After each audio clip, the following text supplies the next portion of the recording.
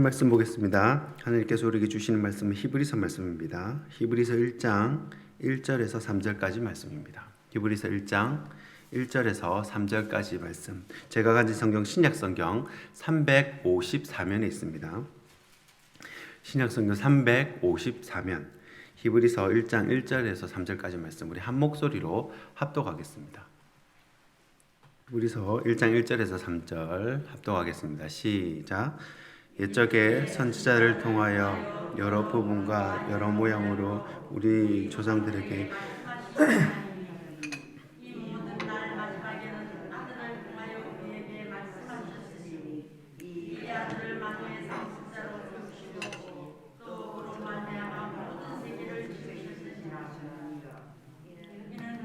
광채시오 그 본체의 영광 그의 능력을 말씀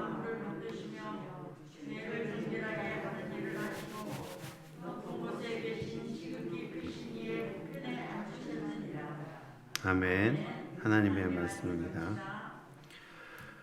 오늘 히브리서 첫 번째 시간입니다. 고문의 시작이라는 제목으로 말씀 나누도록 하겠습니다. 이 신약성경 27권 가운데 어떤 성경은 비교적 쉬운 성경이 있습니다. 그 본문만 이해하면 되는 성경도 있지만 어떤 성경은 신약을 전반을 이해해야 그 성경을 이해할 수 있는 그런 책도 있습니다. 어떤 성경은요, 구약까지도 이해를 해야 풀 수 있는 경우도 있어요. 오늘 살펴보는 히브리서가 그렇습니다. 특히 히브리서는 레위기와 그 예레미야서를 이해해야 쉽게 이해할 수 있는 납득되는 책이라고 할 수 있습니다. 히브리서는 쉽지가 않습니다. 히브리서의 구성이 굉장히 문체라고 그러죠. 독특한데 히브리서의 구성은 연속입니다.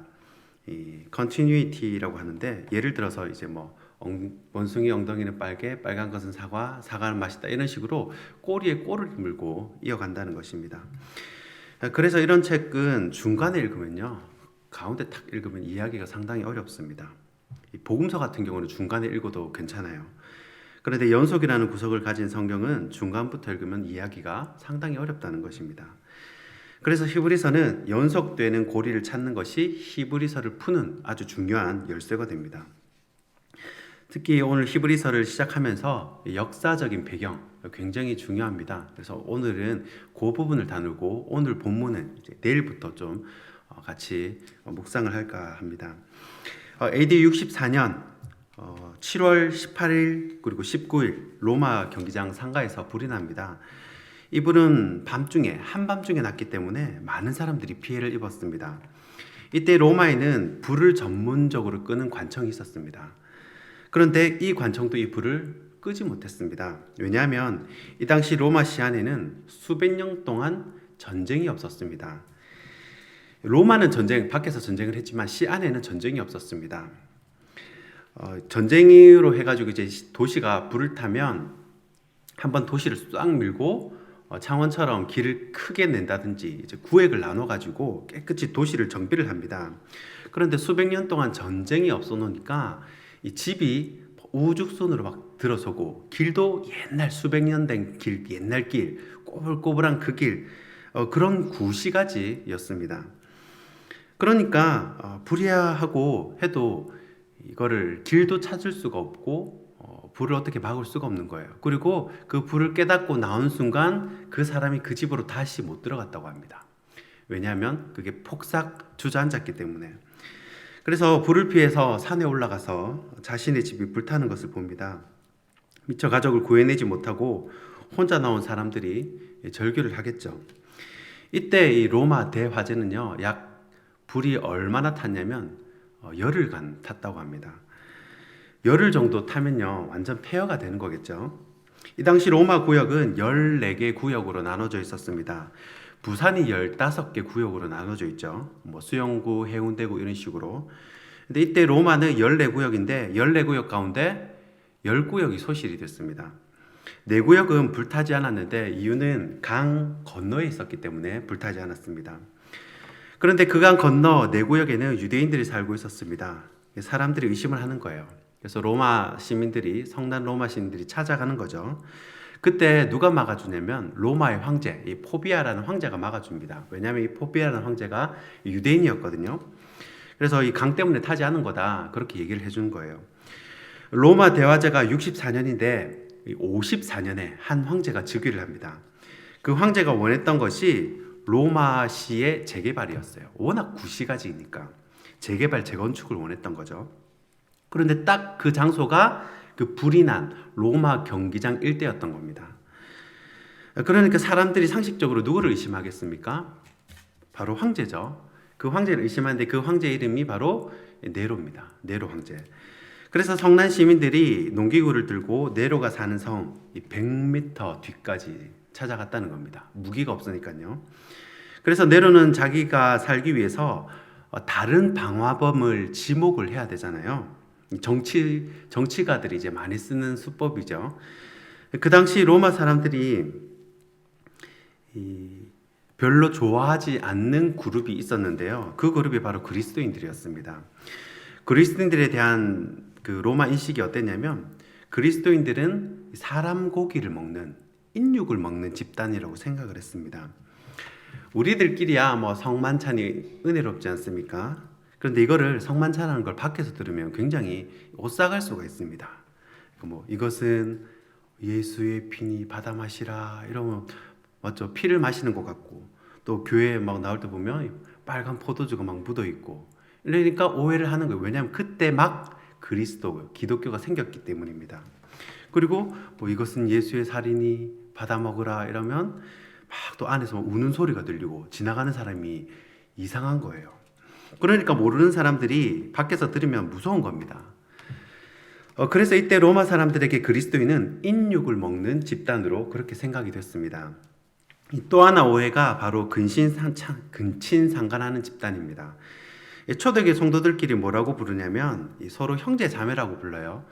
그런데 형제 자매 하다가 여보 당신이 되잖아요. 그러니까 밖에서는 부도덕한 집단으로 그렇게 인식이 되는 겁니다. 마지막 오해는 무신론자입니다. 그 당시 로마의 모든 시내는 형상이 있었습니다. 그런데 그리스도인의 시내는 형상이 없는 거예요. 이런 여러 가지 이유 때문에 로마 사람들은 그리스도에 대한 인식이 그렇게 좋지는 않았습니다. 특별히 이것을 더 부추기고 조종한 사람이 바로 유대인들입니다. 그래서 네로는 그리스도인이 방화범이라고 지목을 하게 됩니다. 비극은 여기서부터인데, 로마 시민들이 너무 화가 나 있으니까, 성이 나 있으니까 이 모든 일들을 이성적으로 판단할 수 있는 여력이 없었던 겁니다. 그래서 자신의 성난 분노를 다 누구한테 쏟냐면 이 그리스도인들에게 다 쏟아붓게 되는 겁니다. 그게 사실이든 아니든 상관없이 그냥 화풀이할 상대를 찾는 거죠. 그래서 네로가 합법적으로 그리스도인들을 죽이도록 했습니다. 그게 유명한 네로 박해가 되는 겁니다. 그리고 네로가 이것을 엔터테인먼트로 만들어 버려요. 그래서 이때 그리스도인들이 모든 짐을 싸서 가족 전체가 도망을 갑니다. 신약 성경에서 네로 박해를 배경으로 쓰여진 성경은 3권입니다. 베드로 전서, 히브리서, 그리고 마가복음. 이 3권이 네로 박해를 배경으로 쓰여진 책입니다. 그리스도인들이 어디로 도망가냐면 동굴, 자연 동굴 가도 이제 더 파는 거죠. 그리고 광야, 그다음에 산속 깊은 곳에 갑니다. 자연 동굴을 개조해서 사는데 출구를 여러 개 만들어 둡니다. 그것을 우리는 뭐라 부르냐면 카타콤이라 부릅니다. 성지순례 기회가 된다면 로마의 카타콤하고 이 터키의 갑바도기아에 가보면 참 유익하리라 생각을 합니다. 이 갑바도기에 가면 그 당시 팠던 것으로 추정되는 카타콤이 있는데 무려 지하 20층입니다. 그건 지금 안전상의 문제로 뭐 2층까지 막아놨다고 하는데, 아무튼 그 죽음을 피해, 왜냐하면 잡히면 죽으니까요, 이 삽 하나로 파기 시작했는데 거대한 지하 도시가 되었다는 겁니다. 그래서 로마 군인들이 그리스도인을 잡으려고 동굴에 갔는데 못 들어가는 겁니다. 왜 못 들어가겠습니까? 워낙 어마어마한 지하 세계가 만들어져 있으니까 들어가면 못 나오는 거예요. 그래서 이 카타콤의 방향 표시가 있는데 그 방향 표시가 우리가 잘 아는 익투스입니다. 익투스, 그 물고기 모양 있지 않습니까? 근데 이 익투스도 진짜 익투스가 있고 가짜 익투스가 있습니다. 진짜 익투스와 가짜 익투스를 섞어놨기 때문에 그냥 들어갔다는 길을 잃고 못 나오는 수가 있다는 겁니다. 여러분, 이 당시에 서로 그리스도인들을 확인하는 방법이 있었습니다. 그 표시가 뭐냐면 만나서 악수할 때 오른발로 이렇게 물고기 몸통 모양 이렇게 그리는 거예요. 오른발로 물고기 몸통 모양 이렇게 그리는 겁니다. 그런데 상대방이 그거를 못 알아듣고 의아해하면 그 사람은 그리스도인이 아닌 거예요. 그런데 이 오른발로 이렇게 물고기 모양을 이렇게 그리면 이 상대방도 그리스도인이잖아요. 그러면 상대방도 그 발로 나머지 꼬리 부분을 이렇게 싹 그려주면 그 사람은 그리스도인이 되는 겁니다. 그렇게 확인을 하는 거예요. 그래서 로마 군인들이 웬만큼 그리스도인들을 고문해도 자신들의 위치를 누설을 하지 않았다고 합니다. 누설하면 다 잡히는 거니까요. 그러면 로마 군인들이 어떻게 하냐? 방법이 있습니다. 그 누설을 안 하면, 위치를 안 불면 그 사람들의 자녀를 데려와요. 자녀를 데려와가지고 그 부모와 자녀들이 한식당에 가지고 식사를 대접합니다. 잘 먹이는 거예요. 그리고 식사가 끝나고 자녀를 이제 먼저 보냅니다. 엄마 아빠는 할 얘기가 있어 라고 먼저 보내는데 그냥 보내지 않고 이 양털과 염소털로 짠 이 얇은 그런 후드티를 애한테 이제 덮어 씌워서 보내는 거예요. 자, 그렇게 해가지고 어떻게 하냐? 이 문헌에 의하면 2주 3주 굶긴 그런 맹견을 풀어넣습니다. 그것도 그냥 풀어넣는 게 아니라 이 개들을요 창으로 찔려갖고 활을 돋구는 겁니다. 막 그래가지고 이제 개가 열받게 해서 아이가 집으로 돌아갈 때 그 개를 풀어넣는 겁니다. 부모 보는 앞에서 이렇게 해가지고 그 아이가 개에게 잡혀 먹도록. 그러니까 그때 그리스도인들이 은신처를 많이 얘기를 했다고 합니다. 자기 자식 앞에서는 어쩔 수가 없잖아요. 그래서 동굴 속에 있는 그리스도를 잡아옵니다. 그리고 로마 군인들이요 누가 알려줬다고 얘기를 해줘요. 누가 알려줬다. 여러분, 그러면 교회가 어떻게 되겠습니까? 교회가 막 이렇게 서로 이제 우리 꼭 비밀로 하자 이렇게 얘기를 했는데 누가 누설을 해버리는 거예요. 그러면 이 교회가 어떻게 되겠습니까? 교회가 완전히 깨지는 겁니다. 서로 불신하고 믿지를 못하는 거예요. 그리고 정죄하고, 그리고 대부분 사람들이 이때 배교를 했다는 것입니다. 그 당시 로마에 렐리기오 리키타라고 로마가 인증하는 그런 종교가 있었습니다. 공식적으로 인정하는 종교가 있는데 로마가 그 지역을 점령했을 때 그 지역의 종교를 믿어도 된다. 이 종교는 참 좋네. 건전하네. 이렇게 인정해주는 종교가 있었습니다. 그런데 그 종교가 너무 부도덕하다든지 아니면 상식 밖이라든지 이러면 이제 로마가 인정을 안 해주는 거예요. 이건 믿으면 안 돼. 라고. 그러나 어떤 종교는 인정을 받았는데 그 종교 중에 바로 인증받은 종교가 바로 유대교입니다.